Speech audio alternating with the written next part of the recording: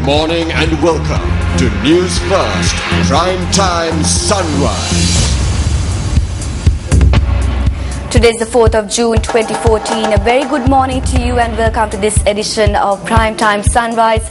I'm Katrina Chang and you're joining me live from the Newsfirst Centre in Colombo. Let's take a look at your headlines. Inclement weather continues to affect many areas. Over 6 districts still under landslide alert. NATO promises to support Ukraine's new president.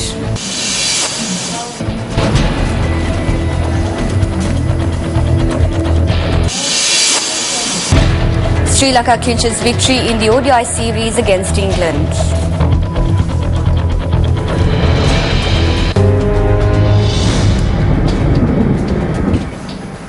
Now the DMC states that as of now 25,000 persons have been affected by floods and landslides owing to inclement weather condition. Now in the recent developments, the Kalni River has overflowed, flooding several areas including the Malvan area.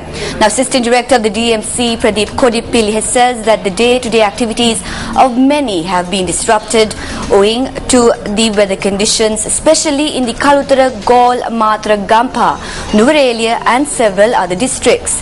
The highest rainfall was recorded from the Kalutara district, where 14 persons have lost their lives due to landslides and flood waters. What is the current situation in these districts and what are the measures that DMC have been taking to assist these people and to provide relief? Newsfirst Pradeep Kodipilli, the Assistant Director of the DMC, has more details. So 22 people died due to bad weather conditions prevailing since 3 days time. One is still and more than 24,000 people affected with that bad weather conditions. So two rivers been overflowed in several low-lying areas, especially in Kaluganga. So people were affected with that, and more than 2,700 people displaced, and they have been kept in evacuation centers. The relief process is still going on. Funds being released by the Minister of Disaster Management to the affected district secretariat. So district secretaries and division secretaries, so all other disaster management officials are working and helping to cope with that situation in 24 basis.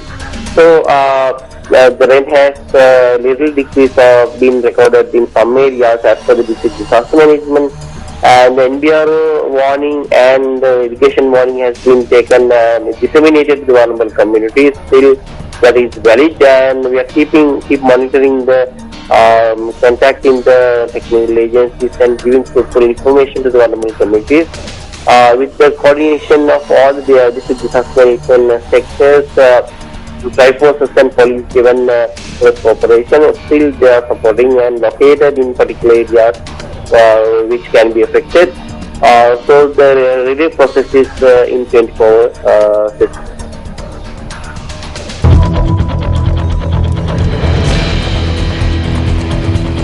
Gaul District Disaster Management Centre said that several areas including Danyaya experiencing a minor flood condition due to the overflowing of the Ginganga at several locations. Deputy Director of Disaster Management Centre in Nuvarelia said that 74 families who were displaced due to heavy showers are now sheltered at 2 camps in the Hatton area. He added that 2 sluice gates of the Lakshpan Reservoir have now been opened. Meanwhile, the water levels in Karsad and Vimla Surendra are also increasing. 2 women were killed when an earth slip fell on their house in the Vatura Kandra area in Valegoda, Balangoda early last morning. The victims have been identified as 17 and 24-year-old. The mother of the 2 women who were injured in the incident was admitted to the Balangoda hospital. According to our correspondent, due to the heavy rains experienced in the area residents are finding it difficult to take the remains of the 2 women to hospital. He added the earth slips and electricity poles have fallen on the main roads from Valegoda. Meanwhile, Director of the National Building and Research Organization RMS Bandara said that the landslide threat issued to 6 districts will continue until 9:30 this morning. Meanwhile, the Minister of Education has decided to close down 148 schools in the Western Province.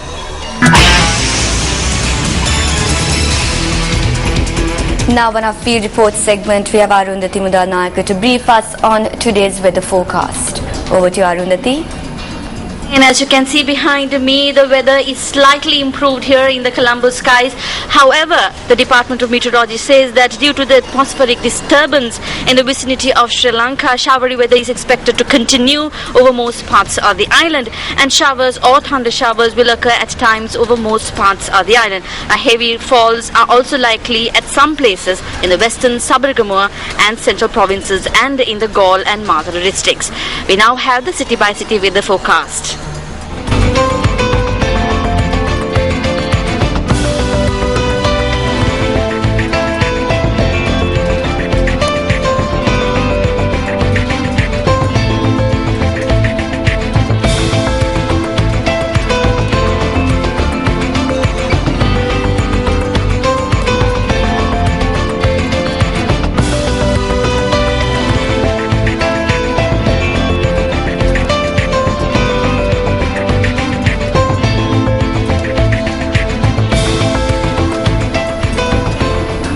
Now we at Newsfirst always gives you the very latest details on the inclement weather conditions all over the island. You can always keep yourself up to date on extreme weather. Log on to www.newsfirst.lk. Once again, you can keep yourself updated on www.newsfirst.lk.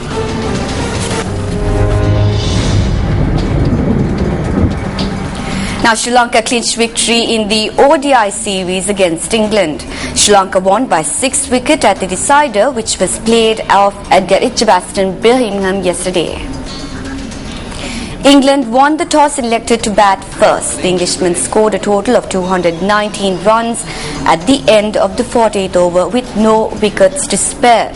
Alistair Cook and Ian Bell partnered and put up a score of 76 for the first wicket. Ajantha Mendis took the wicket of Ian Bell for 37, while Lasith Malinga took the wicket of Gary Barnes for 10. Hold him.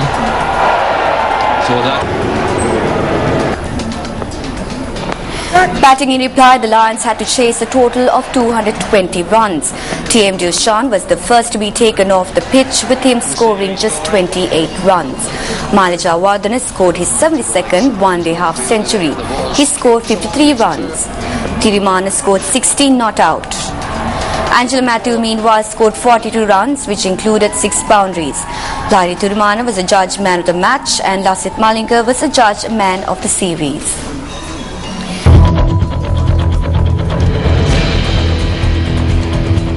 And on to other local news. The Ministry of Health has decided to establish 3 committees on the district level in order to ensure that the dengue eradication campaign launched within the Western Province is undertaken in a successful manner. Now, according to Minister Ranjan Sonwansa, the 3 committees will be spearheaded by 3 doctors. This recruitment should be done together with the district secretary. The number of recruitments will depend on the situation of individual areas. The facilities required by these committees will be provided to the best of our ability. Heads of provincial council institutions have expressed their willingness to help resolve this issue speedily.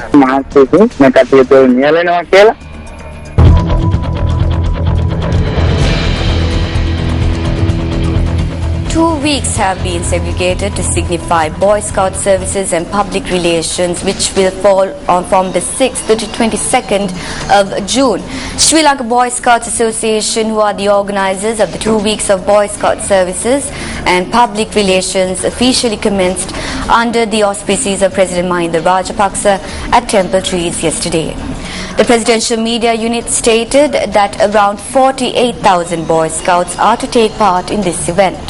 The main objective of this program, of course, is to instill teamwork, improve the skills of Boy Scouts, and the importance of community and interrelations. Commissioner of the Sri Lanka Scouts Association, Nimal De Silva, added that the first invitation card and a magazine for the 2 weeks of Boy Scouts and relations were presented to the President at the occasion.